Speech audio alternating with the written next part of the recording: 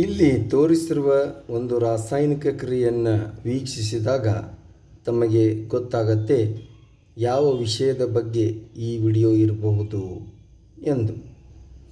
ಇದುವೇ 10ನೇ ತರಗತಿಯ ದ್ವಿಸ್ಥಾನ ಪಲ್ಲಟ ರಾಸಾಯನಿಕ ಕ್ರಿಯೆಗೆ ಉದಾಹರಣೆ. ಈ ದ್ವಿಸ್ಥಾನ ಪಲ್ಲಟ ರಾಸಾಯನಿಕ ಕ್ರಿಯೆಯನ್ನು ಒಂದು ಅದ್ಭುತವಾದ ಕಥೆಯೊಂದಿಗೆ ವಿವರಿಸುವ ಒಂದು ಪ್ರಯತ್ನ. ಪ್ರಸ್ತುತಿ ರಾಜು ಭೂಶೆಟ್ಟಿ. ಕತೆ ಹೀಗಿದೆ. ಒಂದು ಶಾಲೆಯಲ್ಲಿ ಹರ್ಷಿತ್ ಹಾಗೂ ವಿನೀತ್ ಎಂಬ ಸ್ನೇಹಿತರಿದ್ದರು. ಶಾಲೆಯ ಊಟದ ಸಮಯದಲ್ಲಿ ಹರ್ಷಿತ್ ಬಳಿ ಅನ್ನ ಮತ್ತು ಸಾಂಬಾರ್ ಇತ್ತು. ಆದರೆ ವಿನೀತ್ ಬಳಿ ಚಪಾತಿ ಮತ್ತು ಜಾಮೂನ್ ಇತ್ತು.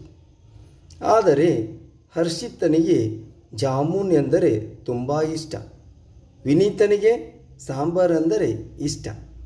ಆದ್ದರಿಂದ ಇಬ್ಬರೂ ತಮ್ಮ ತಮ್ಮ ಆಹಾರವನ್ನು ಬದಲಾಯಿಸಿಕೊಳ್ಳುವ ನಿರ್ಣಯವನ್ನು ಮಾಡ್ತಾರೆ. ನಂತರ ಆಹಾರ ಬದಲಾವಣೆ ಬದಲು ಮಾಡಿದಾಗ ಹರ್ಷಿತ್ಗೆ ಅನ್ನ ಮತ್ತು ಜಾಮೂನು ಹಾಗೂ ವಿನೀತನಿಗೆ ಚಪಾತಿ ಮತ್ತು ಸಾಂಬಾರ್ ಆಹಾರವನ್ನು ಪಡೆದುಕೊಳ್ತಾರೆ. ಅಂದರೆ ಇಬ್ಬರೂ ತಮ್ಮ ಜೊತೆಯಲ್ಲಿದ್ದ ಆಹಾರವನ್ನು ಪರಸ್ಪರ ಬದಲಾಯಿಸಿಕೊಂಡರು.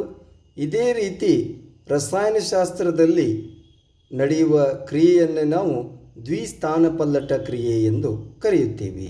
ಇಲ್ಲಿ ಉದಾಹರಣೆಯಲ್ಲಿ ನಾವು ಗಮನಿಸ್ಬೋದು, BaCl2 + Na2SO4 gives rise to BaSO4 + NaCl. ಈ ರಾಸಾಯನಿಕ ಕ್ರಿಯೆಯಲ್ಲಿ ತಾವು ಗಮನಿಸ್ಬೋದು, ಇಲ್ಲಿ ಬೇರಿಯಂ ಏನಿದೆಯಲ್ಲ ಅದು ಕ್ಲೋರೈಡನ್ನು ಬಿಟ್ಟು ಅದೇನು ಮಾಡುತ್ತೆ ಅಂದರೆ ಸಲ್ಫೇಟ್ನೊಂದಿಗೆ ಸೇರಿಕೊಂಡು ಬೇರಿಯಂ ಸಲ್ಫೇಟ್ ಉಂಟು ಮಾಡುತ್ತೆ.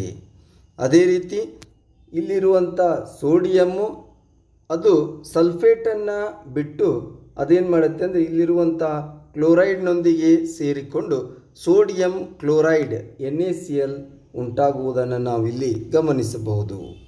ಹೀಗಾಗಿ ಯಾವ ಕ್ರಿಯೆಯಲ್ಲಿ ಪ್ರತಿವರ್ತಕಗಳ ನಡುವೆ ಅಯಾನುಗಳ ವಿನಿಮಯ ನಡೆಯುತ್ತದೆಯೋ ಅಂತಹ ಕ್ರಿಯೆಯನ್ನೇ ನಾವು ದ್ವಿಸ್ಥಾನ ಪಲ್ಲಟ ಕ್ರಿಯೆಗಳು ಎಂದು ಕರೆಯುತ್ತೇವೆ.